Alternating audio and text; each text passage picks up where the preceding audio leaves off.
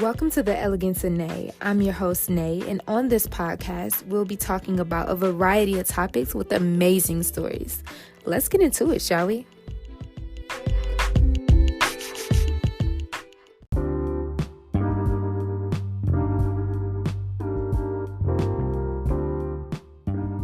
Hey guys, before we begin the show, we just want to give a quick shout out to TC's Art Gallery. That is T as in Tom, C as in Cat, S as in Sam, Art Gallery.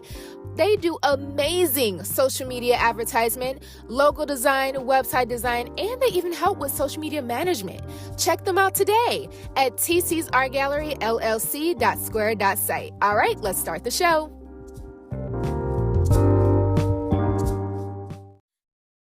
Welcome back to the Elegance of Nae podcast. I'm your host, Nae, and today we got someone new in the building today. We have the lovely Malika in the building. How are you today? I'm great. How are you? I'm good. So how are you mentally and physically today?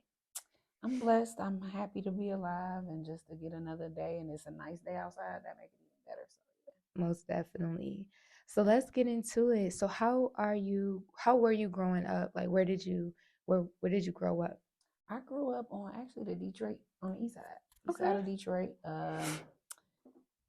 Dickerson, Harper area, not too far, 94 area. Mhm. But yeah, born and raised on the east side. Okay, cool. So how were you growing up as a little kid? Like a little kid growing up in elementary to middle school. What kind of kid was I? Mhm. I don't know. I'm the only girl out of 5 brothers, so I kind of was always tomboyish, climbing trees and different things like that.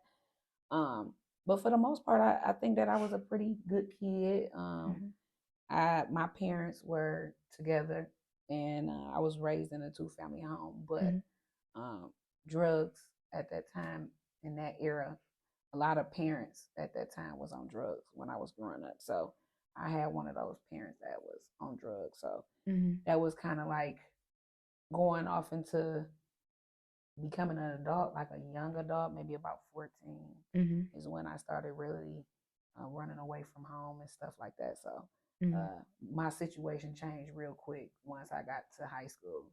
So. Okay. So far as your transition from being a little kid up until middle school, how were you in school? Like how was it for you in school? I was double promoted in elementary school, so I was always a step ahead. Yeah, and I was younger than everybody in my class, so everybody would be turning a certain age, and I was like a year or two behind everybody. But for the most part, I really enjoyed school. It was an outlet for me. English, writing, reading, and things was always like one of my favorite things to do in that time of my life as a young kid. Okay, nice. So how was it for you being double promoted? Did you see like a major change within yourself, like as far as accomplishing that? At that time, I was too young to really know, but my parents were really big on education. So, my mother, sister, my aunt was a special ed teacher, and one of my uncles was a professor at Wayne State. So, oh, nice. Education and reading and stuff was always really a big thing in our household. So, at that time, I didn't really, I thought it was cool to be kind of younger than everybody, but it didn't really faze me. I couldn't. No, I wasn't fazed by it. I didn't think nothing of that until, of course, I got older and people were like, well, how are you this age and we that age? And then I explained. So. Oh, that's nice. So what was your favorite major, like going into, like from your transition from middle school to high school? Like what was your favorite subject, I would say? English. I like writing. Yeah. I love reading. Yeah. So, I wasn't good at math. I'm really not a big fan of like science. I think I respect science much more now because of, science is everything. And it gives you a different outlook of how certain things are in place over the course of the years. No matter what's going on in the world, science has a big part of history. So, but history, I didn't really care for history that much either. But I appreciate it, of course, as an adult. Now I appreciate learning those different things. So. Okay. And how was your transition from middle school to high school that you've seen within yourself? Like what changed within you? Well, at that time, high school was a lot more difficult. And Mm. at the time, I was having a lot of difficult situations going on at home. So it made it hard to focus. Mm-hmm. Like I said, my father was on drugs. So a lot of times when he would be gone and my mother would work, I would have to sometimes watch my younger brother. So I was struggling really bad because I was missing school a lot. Mm. And so I was struggled. I was ninth grade. I went to King, and they have a pretty uh, high standard as far as keeping your GPA a certain. Mm-hmm. And at that time, I was doing bad when my GPA wasn't able to stay Where it was. where it needed to Yeah. be. So I ended up at Denby, Mm. and by that time, that's why I want to say maybe 10th grade is when I first started like running away from home. Mm. So then, it was like everything after that went real fast, pretty much. Yeah, it's like you had to grow up faster than Mm-hmm. you were supposed to. So, how are you? Did you get to even how was like senior year for you? Like when did you have the moment to come back home to continue school, or did So was I that? never went back home after I left Oh, at 14. okay. My senior year, I was somebody's mother by then. Mm. Uh, just happy that I graduated. I had to take a couple night classes Mm-hmm. because I had by this time from running away and group homes and foster care and stuff like that. I had went to a couple of different schools, and I was going to a school. I can't think of the name of it right now. It's not open anymore, but Mm-hmm. it was a school for people who had kids. It was like an alternative school, Mm-hmm. and they were like having everybody in different grades all in one classroom. It wasn't like you got ninth grade education or you need. So when I did get back to a regular school, Yeah. they were like, hey, you missing the English, you missing the math, and you need this to graduate. So I reached out to my mother's side of the family and was like, I'm really trying to graduate and I need help with paying for the night classes. And so my aunts and uncles, they put the money together to get the class money for me to take the night classes so I could graduate Mm-hmm. with my class. Mm-hmm. But I was determined to graduate with my class. So Mm-hmm. it, Okay. it was a struggle, but I got through it. Yeah. And when you had your moments of running away, how was it for you being in the foster care system? I think with the foster care system, one of my biggest things is that a lot of times people really don't understand the things that the kids really go through. They really already have a lot of trauma when they Mm. come to these people, and if you're not passionate or don't have any compassion for that, I Mm-hmm. feel like you shouldn't be doing it. Yeah. um, so I've experienced good foster parents. I didn't experience foster parents that just like you there for a check. As Mm-hmm. long as you in, nobody really asking where you're going, what you're doing. Nobody really concerned about like how your mother is gonna know about your whereabouts or who you hanging Mm-hmm. with. It was kind of like you an adult, pretty much. Yeah.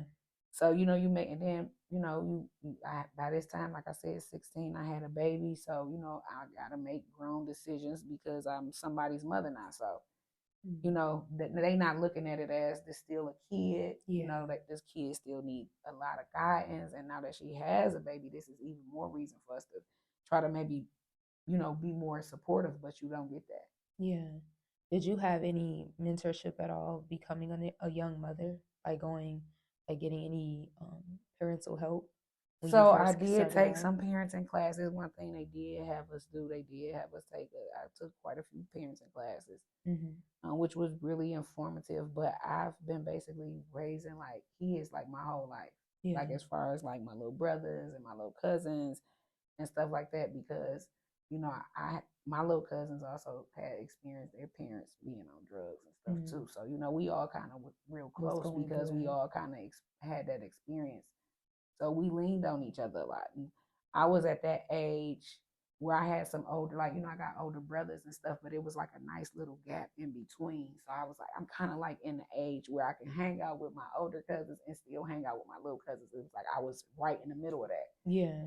So by this time, like my older brothers was like out of the house, Mm-hmm. and once I left the home, and of course, foster care and the system got involved. My two younger brothers was taken out of the home as well. So they didn't get back. I don't think they didn't go back until at least over a year. Wow. Yeah, and they were much younger than me. So I know definitely it was a real bad experience. You know. Yeah, I can imagine. And at sometimes I was feeling like they kind of blame me for that. You know, my brother told me he don't blame me for that, but you know how that is. You know? Yeah. You do probably have some type of resentment or, you know, but I did what I felt was best for me to do. Yeah. Because the circumstances was just to a point that I couldn't imagine being able to just stay in it. Yeah. Yeah, I can just imagine how difficult that can be of you just trying to be a kid, but you have to grow up so fast in a way that you wasn't even trying to grow up. You just hitting harder with reality. I know with a lot of people they like, oh, reality hits after senior year, but some people's reality hits sooner. Yeah. So that I can just imagine how that could be extremely overbearing. So with you becoming a young mother, how after a while for you, did any moments get a little easier? When did it get a little easier for you to be able to help maintain motherhood for yourself, like or taking care of yourself, I should say? I think when you don't have the necessary support like you need, it's very difficult to train. So it was always a struggle, you know. My son's father was in and out.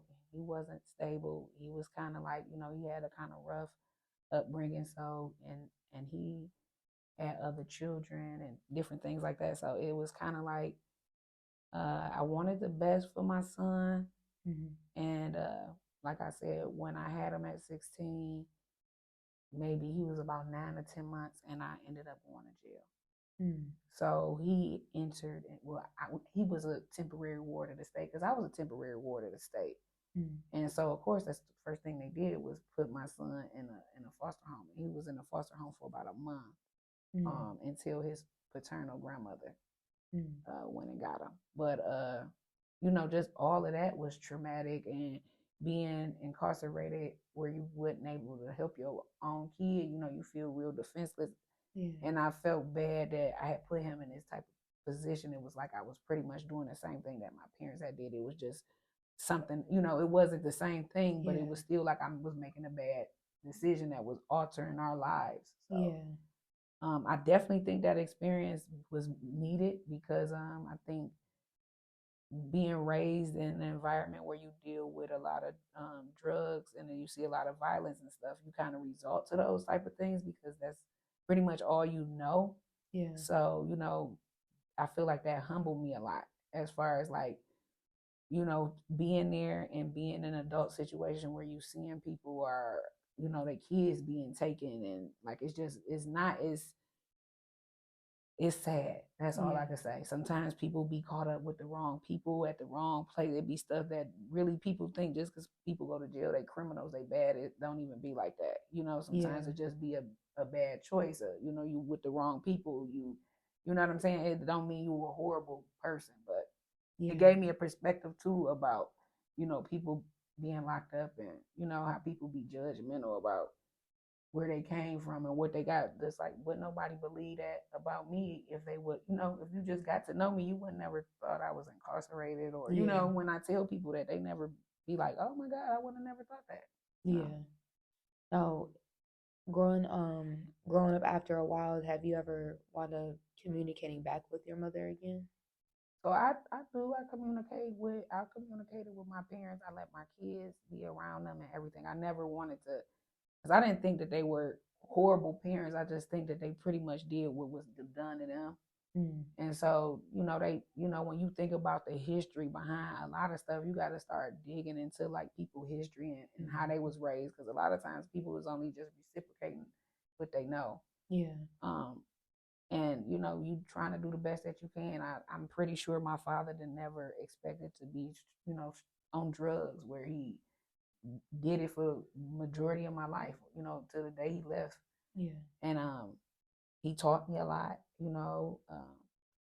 And the thing is, what I had to learn is to just teach me what I don't want to be with my kids, how I can be better. I definitely can work on being better my temperament and things like that. It's just a reality that life do be hard and parents do have to figure stuff out. And I understand it a little bit more too, because it's like you struggling, you know what I'm saying? You got a habit, you know, you got a bunch of kids around here, you don't know how you gonna feed them, it's just like, it's more like you frustrated all the time, you know?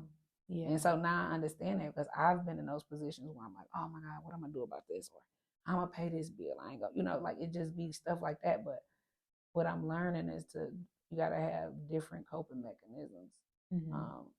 And sometimes that can be real hard because, if you don't have, like I said, I think everything comes down to like support, even if it's from a stranger. Everybody need that kind of somebody to love them or tell them, hey, you did a good job, or so those things are important. Yeah. Do you feel like that was based off just looking back now, did you feel like with the things that your parents went through and what you went through, it was like a domino effect? Most definitely. One of the things is, my mother hate is to mention this, but she was in foster care as a kid.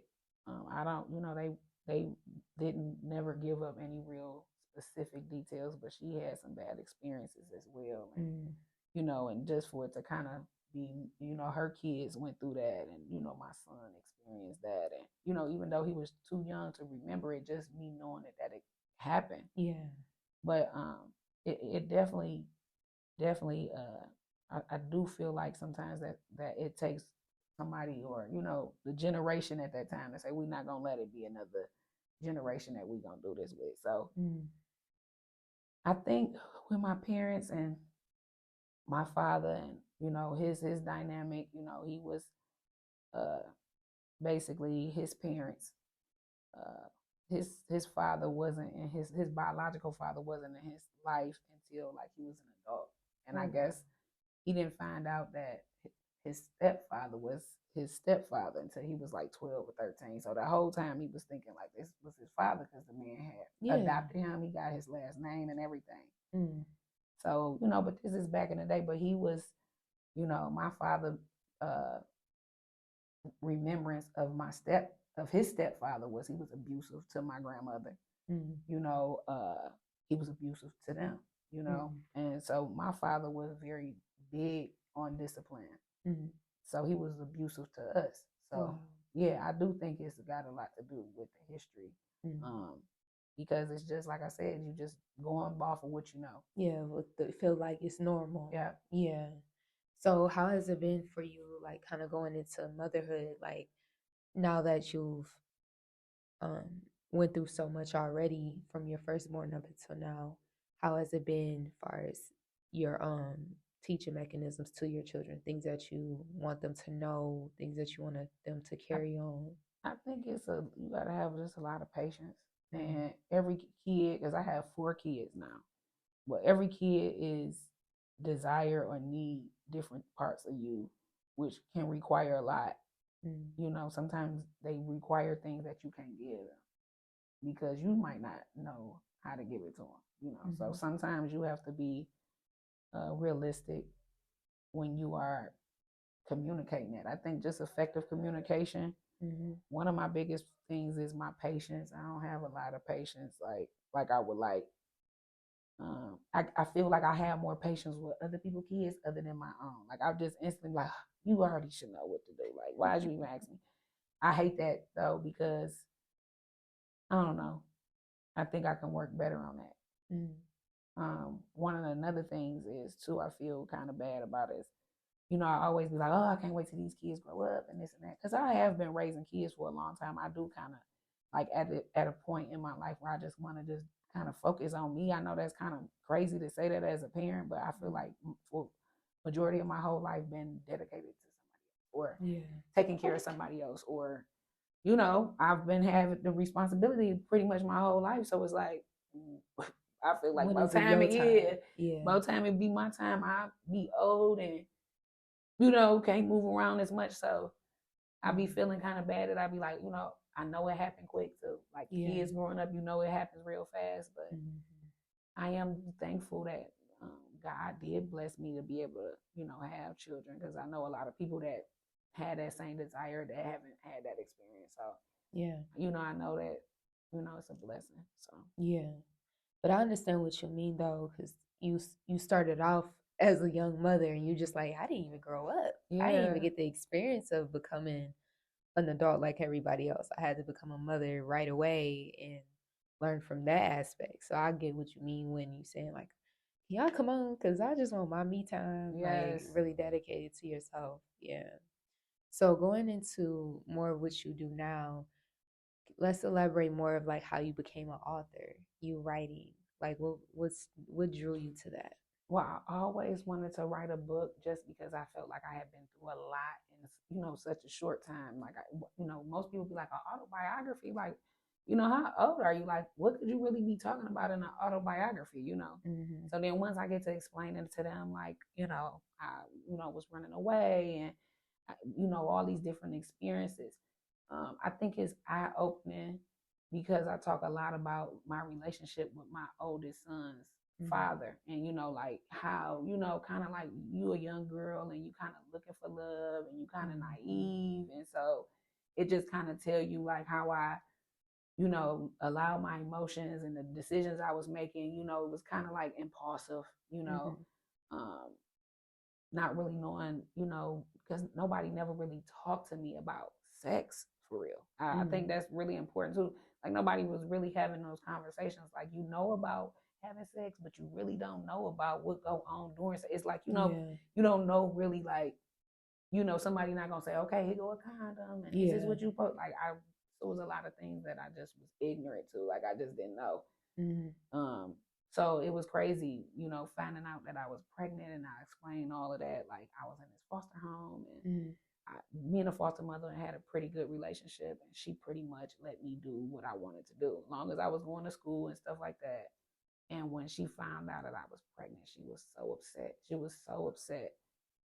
So she said, go to the clinic to get a test to make sure, you took a home pregnancy test. Because see, at that time, being in foster care, I had a therapist too that would come. And I told her first, I was like, my menstrual is late and it'll never be late. And she was like, okay, I'm going to get you a pregnancy test from the store. So I took the pregnancy test and it said that I was pregnant.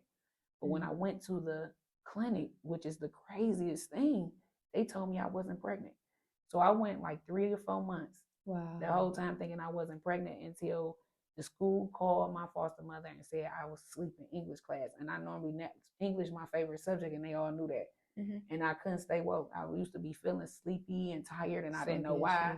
And when I got home, she was like, we're going to go get some blood drawn, and we're going to get to the bottom of it. And they was like, I was pregnant. And by this time, I was like 4 months.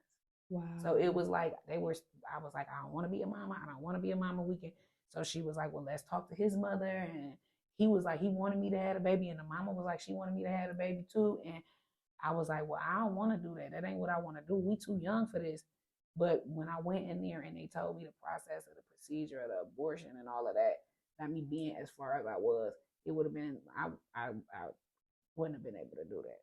Yeah. I just didn't have the heart to do it, And once they explained to me, because I don't know if it was because I was under 18, but they had to have me watch a video. And of course, asked me, ain't nobody threatening me or making me do this or anything like that. And then it was just saying by me being as far as I was, it was like a 2-day procedure. And I just, once they broke down how the process works and all of that, I was just like, yeah, no, I don't think I'm going to do that. Yeah. So that was, That's and I tell all of that about that, and just other experiences, other relationships I've had, and just, because I had my daughter when I was 19. Like her birthday's in April, my birthday in May. I think I turned 20 that next month after having her, but she's 20 now, so they're giving my age away. But she is with a different individual. So then I kind of talk about how I met him, and he was really actually a really good guy. I think that I was so traumatized from the stuff I had went through with my oldest son. I really gave him not the best of me, because I'm bringing a lot of baggage and drama and trauma, with me. He was a good guy. And, I think he was just kind of like, I hate to say it like that, but kind of like, how they say, what is it? when you get with somebody right behind somebody else, you be like, oh yeah. I know what you're saying though. yeah, It's like not coming you to like me, a but backup oh or something, yeah, you know. the So rebound. yeah, the rebound, and me being so young and stuff like that, I just I hate that, but Yeah. things like that, you know, understanding and taking accountability. Yeah. I definitely had a lot of baggage. He definitely didn't get the best of me, so I talk about all of that. I talk about I've actually had some the pregnancy scares after my son and between my son and my daughter, where I've had to experience like I going to the clinic, So it's I talk about all of that. It's some things like nothing I'm ever embarrassed about nothing I've been through. I feel like that's important too. Is that that we go through a lot of different things, and a lot of times people are ashamed of things that they go through because they feel like people judge them but that's why you gotta love yourself. I mean, you ain't the only person that's gonna be a teen mother. You're not gonna be the only person that's gonna go through a divorce or a bad breakup. Like that's part of life. Yeah. I think if people realize that more as far as like realistically, like that's almost like you can't help that one day everybody gonna pass away. It's like something you can't. It's inevitable. Right. You not. Something so it's you can't control. Yeah. So that's just the same thing. Your car break down, you get a flat tire or something. It's something that you can't control. It's just all in how you react to it. So. I think it's important to just let it be known like that. And I think that's why a lot of people be wanting to hear the story because, they be like, almost can't believe, like, say all that. You didn't wrote all that. Like, because you're very blunt. You just with it. You just saying, this is me. This is who I am. This is how I became to be. This is my story. Just period. That's just that.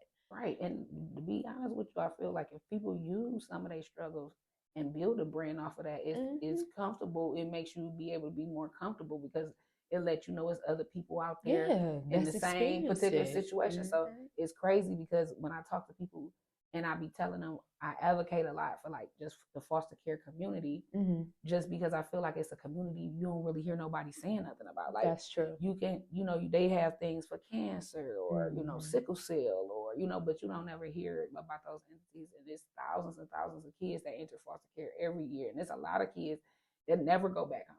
You know what I'm saying? They don't never go back home. They never be adopted. And another thing is, originally my demographic was teen girls for my nonprofit.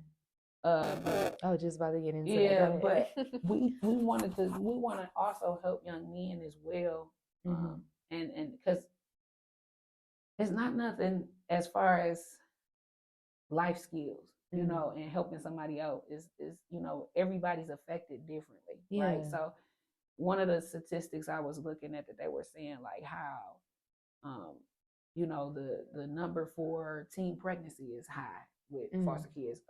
They're more likely to be incarcerated than the average, person. Like regular teenager, they'll be more to be on drugs. Like so their risk is more high for everything just because of their situation. Yeah. So that's why I feel like that right there, the numbers and stuff don't lie. So I think it's important for us to acknowledge, that. And that's why I communicate, or I'm a community advocate for that, like foster kids.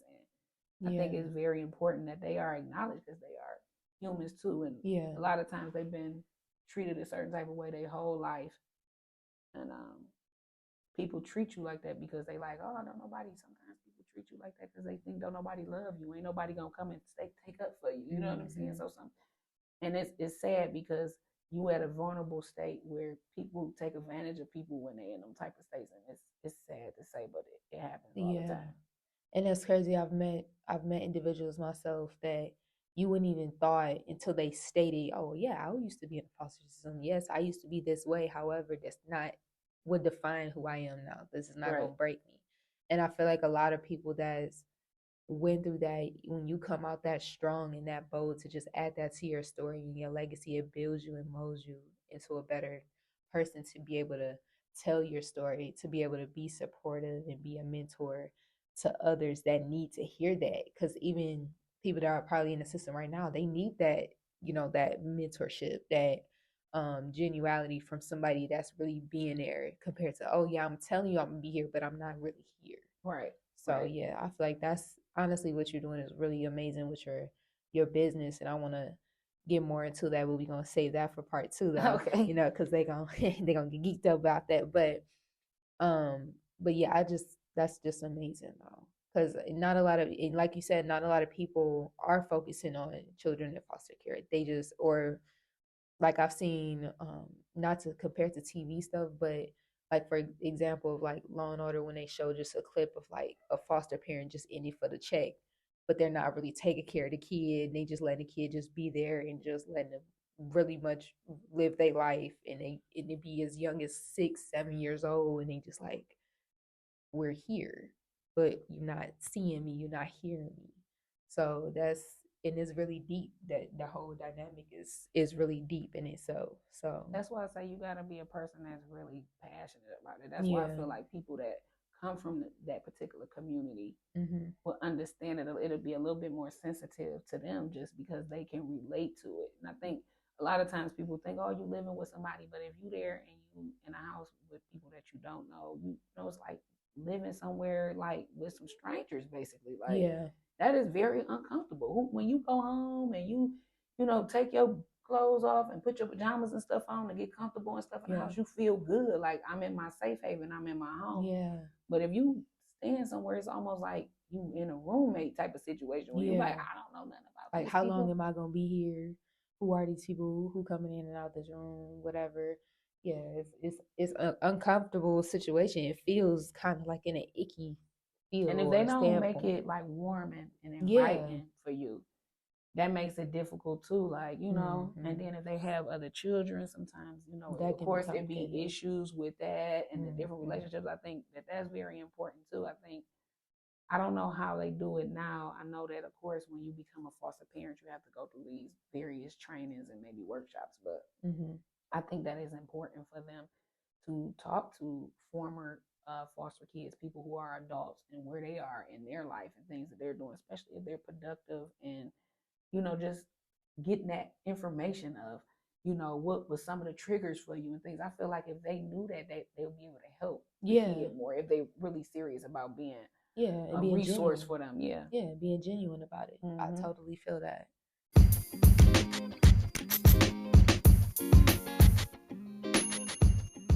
Hey guys, it's shadow break time. We want to give our love and support to our lovely Malika Williams with her company called Live Outreach. Their mission is to refresh, renew, and revive by providing assistance with housing, financial support, career development, and life skills training to the youth within the foster care community. If you would love to give your love and support, please check it out at theliveoutreach.org. That is the LIVE outreach.org.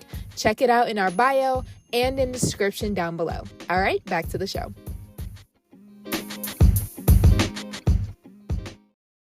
Yeah, I also just recently found out with my family that they became foster parents. I didn't know about it until after the fact, and they were just explaining a little bit on the process. It takes a long time to, and then there, I feel like for the genuine parents, I'm like, man, if only they knew that, you know, you could speed up the process a little bit just to get that child in there to help them to really benefit to their life. But at the same time, I get it, because you want to, you know, they get it better with the system with actually like examining parents and and adults in general to make sure that you a genuine person, or just not in it, or where's your mental and stuff like that. Like, I'm glad that they're adding more tests to that, or really like detailing who they are, and their kids, not just them, and then their kids is probably like on something different. So I feel like that's really cool too.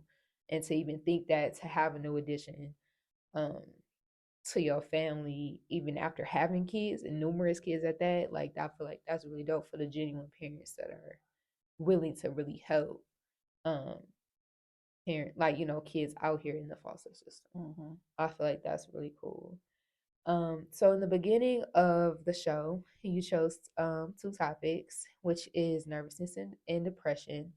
So through your life so far, have you had moments where you feel like depression came in? Have you ever experienced depression? If so, like how did you deal with it? Um, I mean, of course, I done been sad. I haven't been in a state of like can't get out the bed or you know. Um, I think most of the time, what make you feel depressed is like, for me mostly is my financial situation. Like, I want to be financially stable to where I'm comfortable. And a lot of times it does put you where you kind of feel like all the hard work and everything that you've been doing is like it's just not enough. Yeah. And but I think you have to basically start really looking at all the good things. So I had to look at it like I have a nice place to stay. I'm got a car, just all the things that I need to live. And I've been making a way all this time, and it's gonna continue to be that way, So I have to get out of that. So that's the only time I ever really be feeling kind of depressed, like when there's certain things I feel like I have to limit myself on. I'm like, hey, I'm a hard worker. I do all these great things, like if I wanted to eat out an extra day out of the week, it's kind of like, your budget really not looking like it's a good idea to do that. It kind of frustrates me to a point where you kind of feel kind of like, I just want stability. I just want to be stable. So that's the most of that. Even when I was in jail, I was in jail for probably about 8 or 9 months. I felt like I probably was maybe depressed in that state too, because I kind of didn't know what was going to happen to me in my future or to me and my son. So I feel like maybe I probably was in a very saddened state. And honestly, that was like one of the darkest times that I remember, that I just really didn't know what was going to happen. Like I didn't have no idea. I had never been in no trouble or anything before. And the the charges were very serious. I was looking at possibly going to prison and, like all of that. Like, how did I get here? How did I get here? Like what just happened? Yeah, and then that comes from, being overly emotional, having these little traumas and these triggers. Yeah. And, just acting off impulse. And I think I also was angry a lot. I was angry a lot just because I felt like I was being punished for like basically taking up for myself. Like, I'm in foster care, and the saddest part of it was my parents had the opportunity to work on themselves to get me and my brothers back. Yeah. But since I was like, kind of rebelling, because it would be times we didn't have no food and different stuff like that. And like I said, my father was really abusive, so you was always on your tippy toes, like, you know what I'm saying, scared at anything. And if he can't get high, or he ain't got no cigarettes, or he feeling some type of way, you might get your ass whooped. You know what I'm saying? And I just the way of it, it was not good for me. I couldn't. My brothers and them pretty much like stayed until they was 18, and I'm talking about as soon as they was able to go, they was gone. And they got it the worst. Like, cause they was boys, they got it real bad a lot. So, the worst part of that was, so they didn't, do what they needed to do. So the lady came. I was at a place called Vista Maria on the west side, and the worker came in and she said, "Yeah, Malika, we're gonna have to find you some placement, because your parents don't want you back." Wow. So I listen, for a long time. That bothered me for a long time, because I'm like, I didn't do anything to y'all. All I'm saying is y'all know that, it's a drug habit going on. Y'all know it don't be no food. Everything that I'm saying wasn't a lie. The people went right over there. If anybody have anything with the system and somebody accused somebody of something with their kids, they're going to go over there and investigate. Yeah. If they ever remove your child out of the home, whatever they investigated had to have some truth to it. And that's the only reason why they would take your kids. I've seen this situation play out numerous times, because anybody could call and make an assumption or say something. So of course they can't just go over there. They got to look, okay, is there any food in here? Is it, what's everything that was going on? There wasn't no food in there, and they took my brother. So, I guess they felt some type of way that I, basically, growing up in a Black household, what happens in the house, stay in the house, and that's kind of how it's you like raised. Snitched on you. Yeah, like so you telling what's going on in the household, Yeah, so they were very upset with that, and I guess they were feeling like, of course, if you don't want to change your behavior, we can't bring her back in here, and I'm still gonna want to get high. You know what I'm saying? I'm still be the same type of person. So, it definitely was devastating for that, but I didn't want to go back either. So, especially if it was gonna be under the same conditions. Yeah, nothing's changed. Yeah, nothing changed. Because if something actually changed and then you seen the change, then hearing that too, that would not only, well, it's already devastating for them to even say that. Like, they don't even want you to come back. But for them to change possibly a little bit and then them saying that again, that's still messed up too. Either way it goes, that's messed up.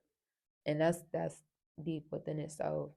So have you ever had moments in your life where you felt like strong nervousness where it led to like strong anxiety? Like you had moments like that too? Yeah.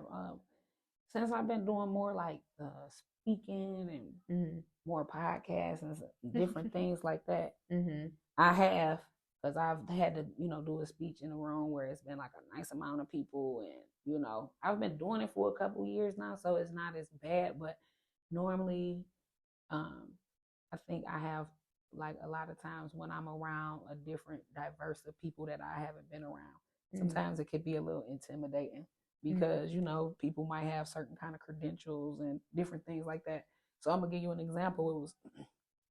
It was I want to say she was a journalist. She was a journalist for like a really big local channel here, and somehow I ended up getting in contact with her, and we were communicating. And at this time, I think I was in school. I was going to Ferris State, but I had an associate's at that time in business administration. So the lady asked me, like, what's your credentials? And you want to work with foster girls and this and another. Like, what's your credentials? And I don't know why that just kind of like bothered you. It bothered me because I felt like my experience is my credentials. Yeah. You can be a therapist and everything else, but you can't really relate. You can hear and use the textbook information that was taught to you to your client, but having that same experience gives you a different insight and that's deeper. Yeah, it feels more passionate and genuine. Right. So to me, I'm like, I gotta have credentials because I want to help the kids. Like, I'm not saying I'm gonna do a therapy session. I'm just saying that I want to mentor and empower and provide resources, even if I do have to bring, because of course that's part of what we want to offer, because we understand that mental health is very, very important. Yeah. So exactly. We coming out of the pandemic and seeing how so many people have so many issues that I feel like has surfaced because they had to spend a lot of alone time with themselves that people normally don't do. Yeah. Or giving yourself that time. And I think that's important. So, seeing the kids and how they socially awkward, they can't communicate unless it's through a text message or through a DM or something like that. I think it's very, very important to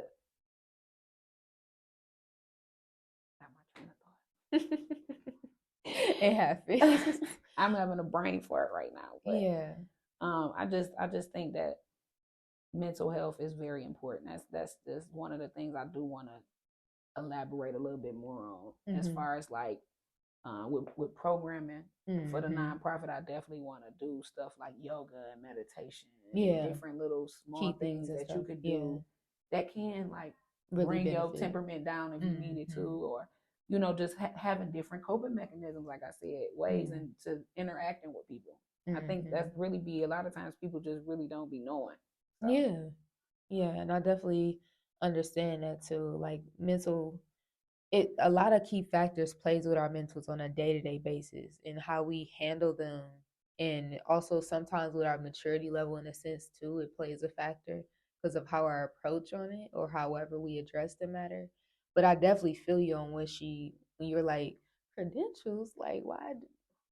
Like, isn't my experience enough for you to? That should be my like you said. And I think I was coming to her because I was trying to get more exposure, and she was a hot name, where I felt like she could have been good with telling my story and things like that. So that's the thing though, you're gonna get a lot of no's. I mean, That's just how it go. But you got to just keep going because it's a million people, Yeah. billions of people, in the world. You can't let one person mess that up for you for a lot of other reasons.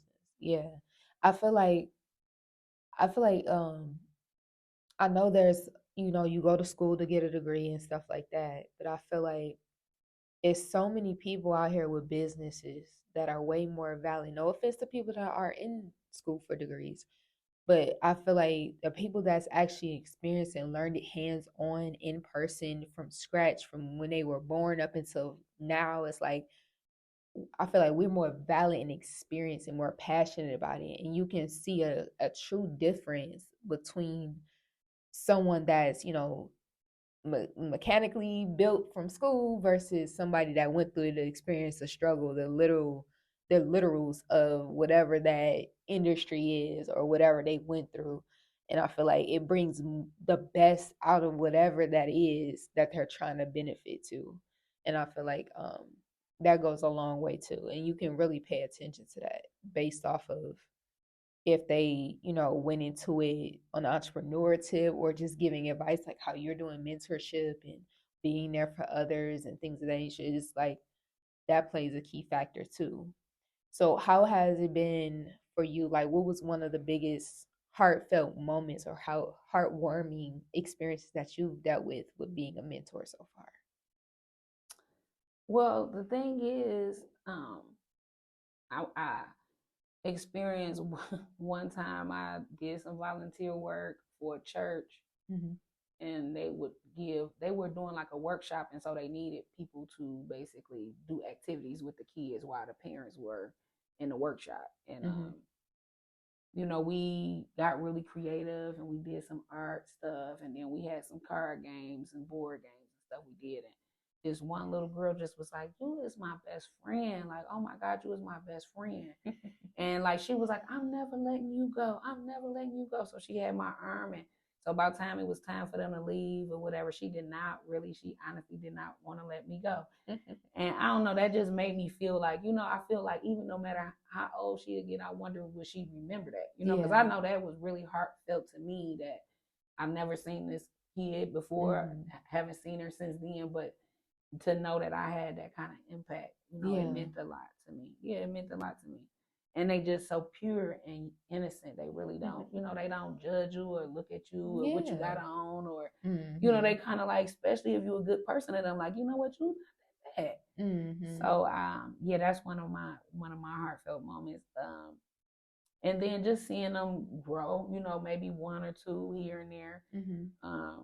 I did volunteer for Vista Maria for a while, and you have to like commit for like a year. I did that, and I had two young ladies that I had mentored there, so I enjoyed that. Just because it was an experience, and I was just starting into doing my nonprofit work. Yeah, I started going back to some of the places I was at just to kind of get a feel of, like where I started. Yeah. Yeah, I definitely get that. And I feel like that's really amazing too, when you can feel that energy from the experience that you have and then having that mental note of like, I went through this, like, oh, this was cool, that was dope. And just seeing your own growth and acknowledging your own growth. That's a big step too. Also in the beginning, you selected a number from 1 through 10 and you chose number 7. And number 7 is it's kind of like called like on the spot game. So I'll say like a word, and you gotta come up with 3 words to describe that word that I just said. So, for example, I'll say describe 3 words, saying apple. Like describe apple in 3 words. So I say fruit, tree, apple pie. You can't have it. You can't have a word with it. Oh, pie. Okay. So, all right. So let's see. Your word is community. 3 words to describe community. I'm gonna say family. Think advocacy and leadership. Okay, nice. All right, let's do one more. 3 words that describe the word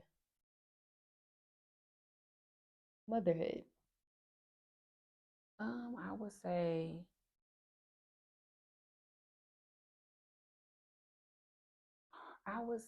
because I don't want to seem like it's a blessing, but it's a lesson. Oh, for sure.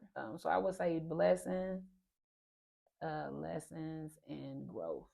Okay, nice. Now, before we close, do you have anything that you would love to say? I appreciate you for thinking about me and having me on your show. I enjoyed myself. Can't wait to part 2. Okay, yeah. And that's what I was just about to say too. Like, we about to have part 2, and our part 2 will be on our lovely Patreon. And make sure you guys subscribe for that. We'll have the video footage for that. Also make sure to follow, like, and subscribe. And we also have every last little detail of our lovely guests here in the description down below and in our bio. Is there anything else you would love to say that you have anything coming that you would like them to look out for? I got a project that I want to really put this in the works. I don't know if it's going to happen in 2024, but definitely I want to do something like a boxing charity event. Okay.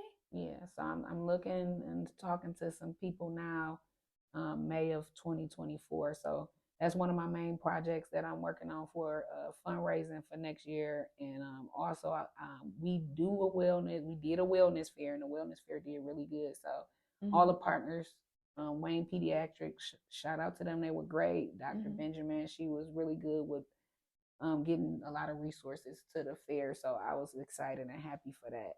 Okay. Just more planning, more programming, trying to get into Detroit public schools. I have a contract with them, so I'm trying to see where I could put some after school programming. So yeah, right now I'm looking for board members. So I'm kind of like, busy, but I'm blessed. So that's amazing. Can you also shout out your book so we can also put that in the description as well? Yes, the book is on Amazon. It's called I'm Just Trying to Live, and that is by Malika a Dreamer. Amazing. I love it. So make sure to, like we said before, give us some love over here, both on the pod and to our lovely guests. And we'll see you next time. Bye. Bye.